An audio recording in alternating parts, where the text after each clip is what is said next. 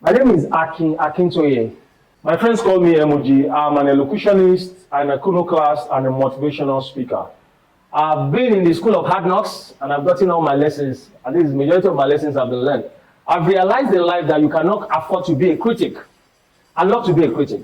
But one of the things I've noticed is that most of the times when you spend time criticizing, you are not making progress. How many of you have had this guy called Portable, Brain Jotter, Macaroni, Brother Shaggy? Most of them 2 years ago were totally uninteresting. We consider them not to be funny. I'm usually irritated by their act. But one thing I fail to realize that they continue practicing with tenaciousness, with dedication, with discipline. A week ago, I went on YouTube. I checked out these guys and I was flabbergasted, overgasted. They have improved tremendously. I was watching a series by Macaroni, gym instructor or something like that. I was touched. I believe Portable will not last for 1 year. It's going to fade away. But when I listened to Brotherhood and Sisterhood, I was shocked. And that is to tell you, everyone out there criticizing others, you are there doing, nothing is happening in your life, and you're watching people, and all you can do is to criticize. I beg you, start doing something.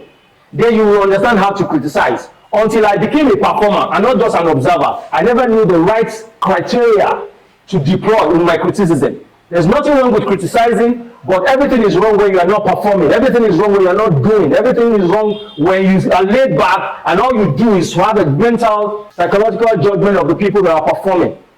So I charge you today, start performing. You have a book, you have not written any, and you are criticizing one who has done a book. Excuse me.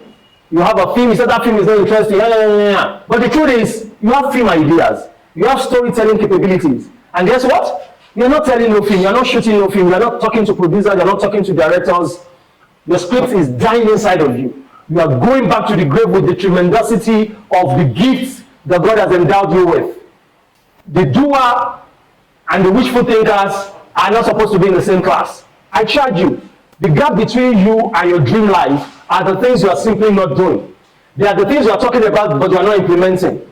Between you and the success you crave so intensely are the dreams you refuse to live, are the books you did not write, are the prayers you did not make, are the places you did not visit, are the calls you never made, are the medical tests you refused to take. If I were you, I would become a performer, I would become a doer. Not the thinker, but the doer.